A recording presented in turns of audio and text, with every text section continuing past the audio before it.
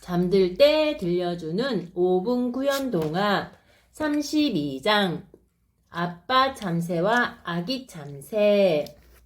아빠 참새는 아기 참새들과 둥지에서 함께 살고 있었어요. 아빠 참새는 곧 아기 참새들에게 나는 방법을 가르쳐 줄 생각이었지요.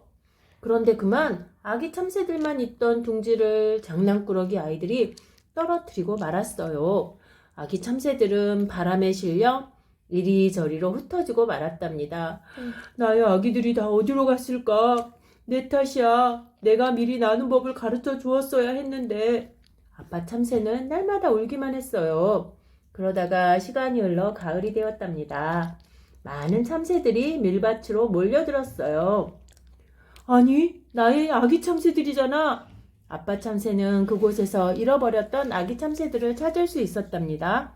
아기 참새들도 아빠 참새를 알아보았어요. 얼마나 걱정을 했는지 아니? 위험이 곳곳에 있으니 이제부터 이 아빠 말을 잘 들어라. 아기 참새들은 고개를 끄덕였지요. 그래, 그동안 어떻게 지냈니? 그러자 첫째 참새가 대답했어요. 저는 나무가 있는 정원에서 풀기 곤을 잡아먹으며 살았어요. 세상에 그런 먹이는 나쁘지 않지만 그건 아주 위험하단다. 또 정원에는 커다란 장대를 들고 다니는 사람들이 있을 거야. 조심해야 해. 또한 사람들 중에는 교활한 생각을 가지고 있는 사람들이 있단다.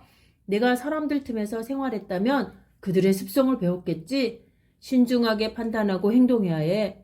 아빠 참새는 다음으로 둘째 참새에게 물었어요. 그럼 둘째야, 넌 어디서 살았니? 둘째는 짐짓 명랑한 목소리로 말했어요. 임금님이 사는 궁궐에서 살았어요. 그러자 아빠 참새가 고개를 절레절레 흔들며 말했어요. 궁궐은 내가 있을 만한 곳이 못 된다. 그곳에는 우리에게 필요 없는 금이나 장식들이 많다. 우리들이 살기에는 마구간 같은 곳이 좋단다. 아빠 말씀이 옳아요? 아빠 참새가 셋째 참새에게 물었어요. 그럼 너는 어디서 살았니? 저는 시골에서 살았어요. 먹을 것을 찾아서요. 그래서 먹이는 그렇게 부족하지 않았답니다. 잘했구나. 참 잘 지냈어. 하지만 일하는 사람들을 조심해야 한단다. 일하는 사람들은 재주가 많아. 그 사람들의 재주는 배우더라도 항상 조심해야 한다. 셋째 참새도 고개를 끄덕였어요. 그리고 마지막으로 아빠 참새가 막내 참새에게 물었어요.